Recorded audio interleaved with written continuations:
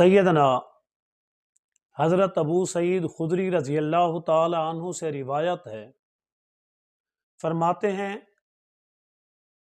رسول اللہ صلی اللہ علیہ وسلم نے فرمایا،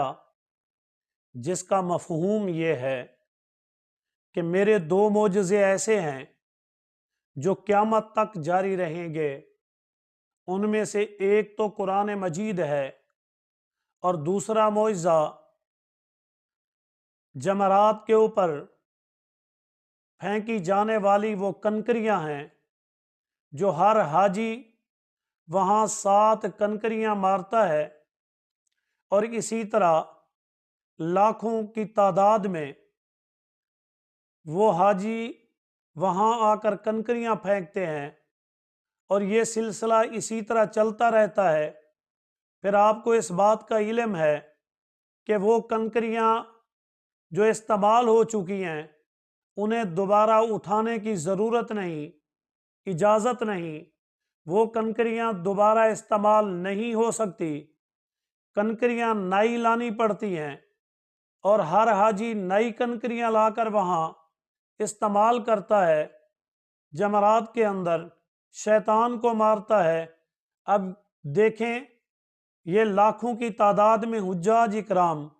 کروڑوں کی تعداد کے اندر یہ کنکریاں، لیکن یہ کنکریاں اٹھائی نہیں جاتی۔ سوال پیدا ہوتا ہے کہ یہ کنکریاں کہاں جاتی ہیں جبکہ ان کو اٹھاتے ہی نہیں ہیں۔ آپ علیہ الصلوۃ والسلام نے فرمایا، یہ میرا معجزہ ہے کہ یہ کنکریاں ان لوگوں کی جن کا حج قبول ہو جاتا ہے، وہ اللہ تعالیٰ نے فرشتے مقرر کر دیے ہیں جو وہاں سے اٹھا لیتے ہیں، اور جن کا حج قبول نہیں ہوتا وہ کنکریاں ان بد نصیبوں کی وہاں پڑی رہتی ہیں۔ اس لیے اگر یہ کنکریاں وہاں